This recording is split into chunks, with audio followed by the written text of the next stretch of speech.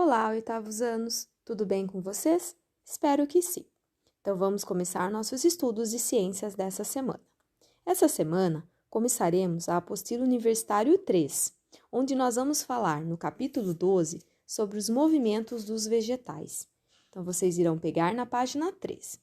Na página 3, vocês vão começar lá no aquecendo e vão perceber que nós vamos falar sobre uma composição sobre o girassol.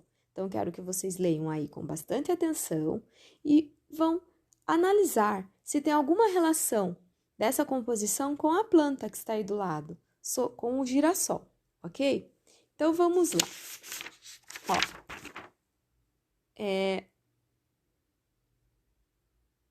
Isso.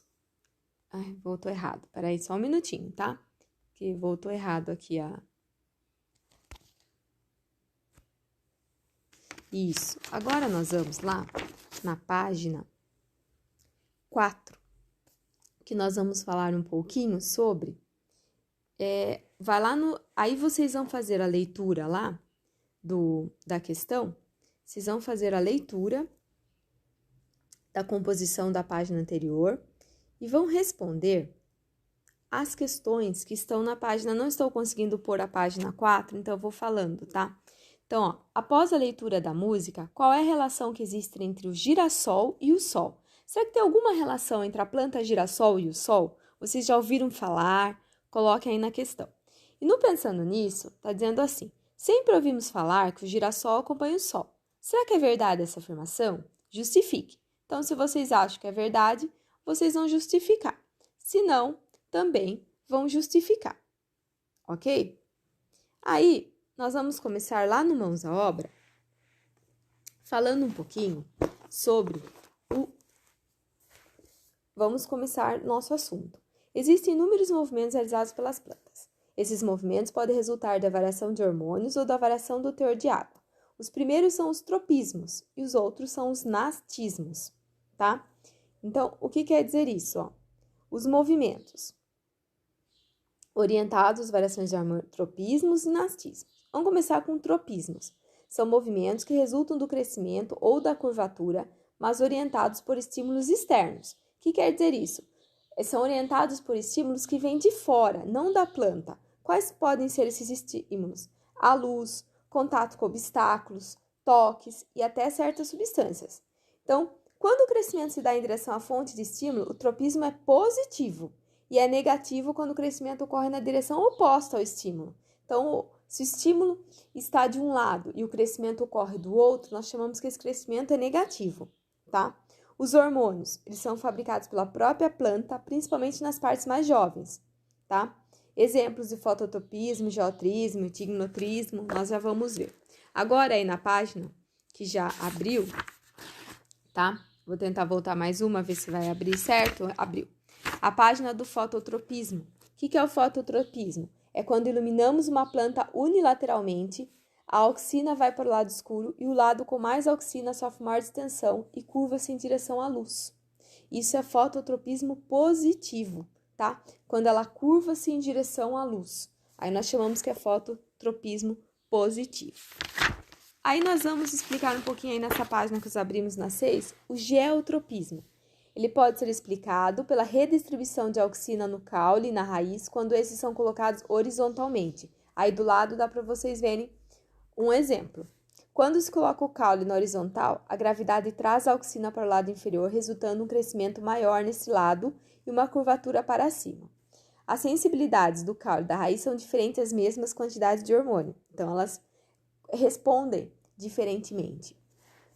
O tigmotrismo é provocado por um estímulo de contato que na face interna de gavinhas e caules sarmentosos lhe provoca uma redução do teor de auxina. O lado externo sempre com mais hormônio cresce mais, enrolando-se no suporte. Então esse daqui geralmente a mãe de vocês pode até fazer em casa. Ela coloca um suporte e aí desse modo vão se enrolando. Aí vocês podem ver na página 6, na ilustração, o exemplo das gavinhas, do maracujá, da uva, que sempre tem um suporte e ela vai enrolando, tá? E os natismos ocorrem por causa da variação do teor de água na estrutura no órgão em questão.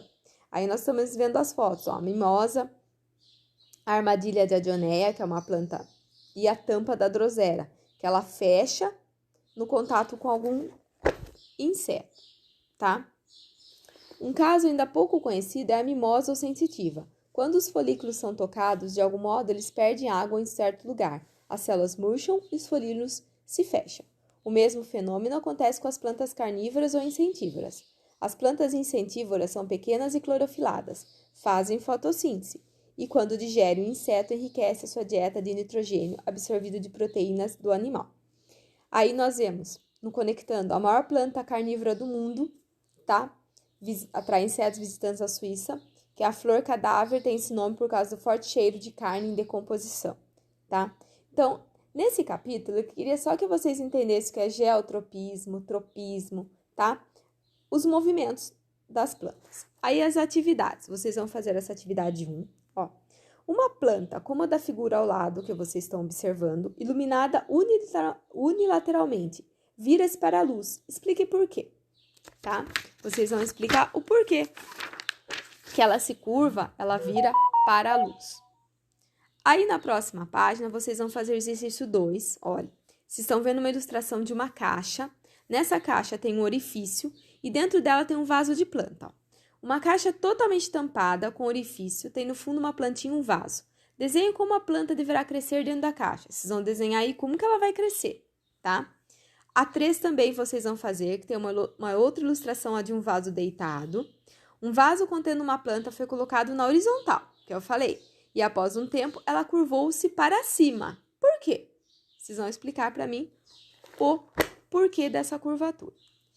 E na página 9, vocês vão fazer o exercício 6. As plantas não se movimentam. Essa afirmação está correta? Justifique. Será que elas não se movimentam? Justifique a sua resposta. Depois, na página 10, vocês vão fazer o exercício 8, exercício 9 e exercício 10, que são de múltipla escolha, são testes.